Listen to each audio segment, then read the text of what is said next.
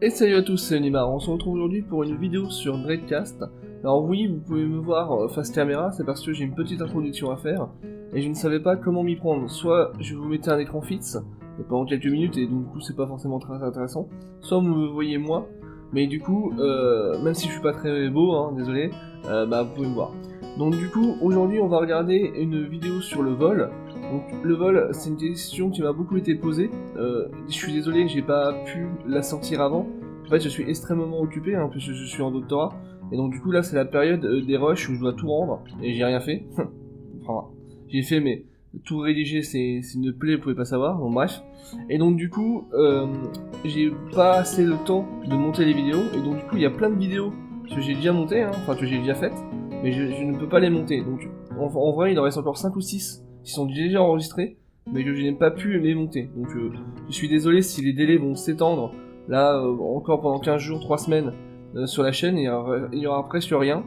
Cette vidéo sur le vol que je fais aujourd'hui, elle se monte en quelques minutes, donc ça va. Vous allez voir, le vol, ça prend quelques secondes à enregistrer, puisque c'est une action qui est ponctuelle. Vous allez voir, ça prend une demi-seconde, donc en montage, ça va, j'ai pas trop de boulot. Donc du coup, le vol, c'est accessible à partir du niveau 10, donc du palier 10. Donc du coup, je pouvais pas la faire avant, parce que là, je suis juste palier 11 depuis quelques semaines, puisqu'en fait, je ne travaille plus le niveau d'expérience, mais juste le pognon, parce que pour les prochaines tutos, il me faudra beaucoup d'argent pour vous montrer les équipements qui vont m'être indispensables pour vous montrer des astuces. Donc du coup, ça monte énormément la somme. Et même pour les sauvegardes, ça va coûter 40 000 juste pour aujourd'hui, donc c'est assez élevé. Donc du coup, on se met dans la vidéo, donc du coup c'est une capture que j'ai fait du jeu, donc je vais parler par-dessus. Donc je suis désolé si je suis pas synchro avec ce qui se passe sur l'écran, je vais essayer de l'être le plus possible. Voilà, à tout de suite.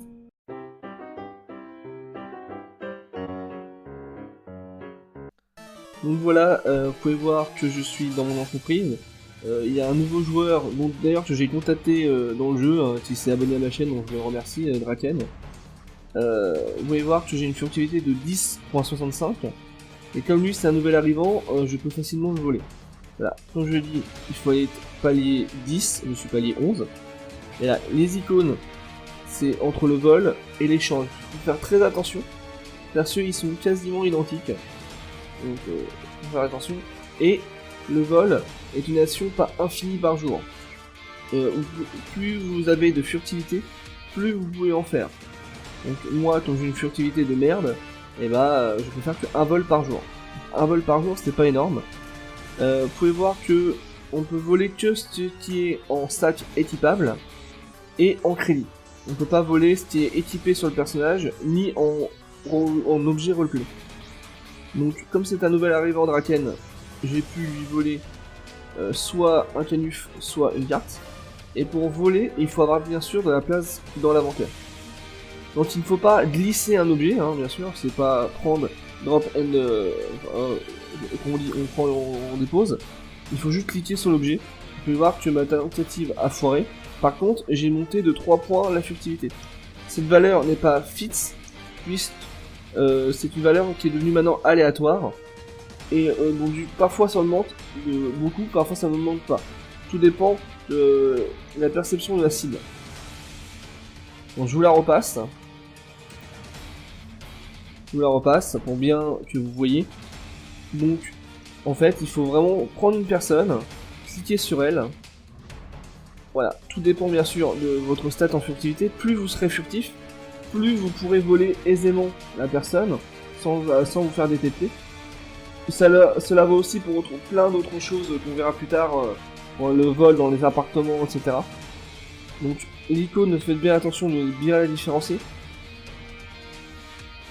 Et comme je le disais, ce sont que les objets volables dans les sacs. Donc si vous avez des conteneurs scellés, on ne pourra pas vous voler. C'est l'avantage, ça coûte hyper cher, mais ça vous empêche le vol. Voilà.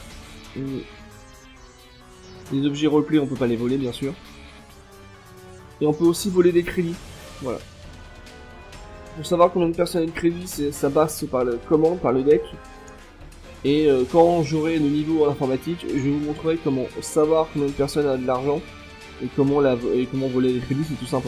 Vous rentrez le numéro que vous voulez en crédit, vous faites OK, puis ça vole. Si ça marche, bien sûr. Bien sûr, si vous faites voler, cela va augmenter votre perception. Si vous faites voler. C'est comme ça que moi j'ai pu monter à 60 en perception parce que quelqu'un a essayé de me voler en boucle. Et j'ai monté énormément ma perception. Donc ça c'était pour le vol numéro 1.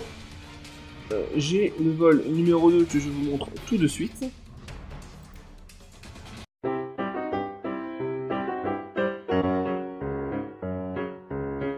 Donc là je suis dans un bar que je trouve extrêmement joli, donc du coup je vous le montre.